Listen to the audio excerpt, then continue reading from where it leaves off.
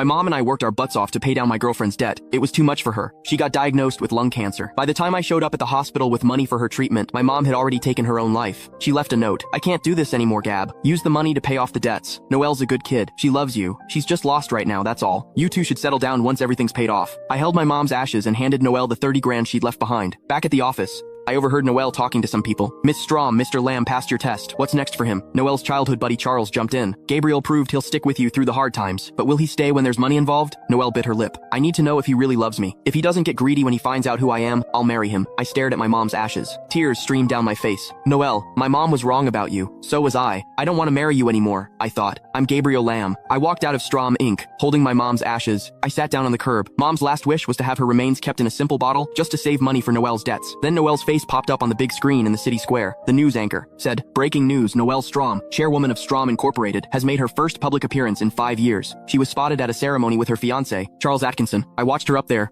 looking all confident and successful. Tears rolled down my cheeks. My mom and I had worked ourselves half to death to clear her debts, and it was all a lie. I sat there in a daze until it got dark. Then Noelle called. She sounded sweet, like always. It's late. Why aren't you home? Where are you? I'll come pick you up. I opened my mouth, but nothing came out. Before, I would have been all cute about it, like, there you go again, bugging me while I'm working. But now, I couldn't talk to her that way anymore. She sounded a little worried. Where are you, Gab? Working. She paused, like she just remembered. I'd been killing myself every night to pay off her debts. She'd promised to marry me once the debt was gone. She'd finally settle down with me. That's what my mom wanted for us. Today was supposed to be the day she told me the truth.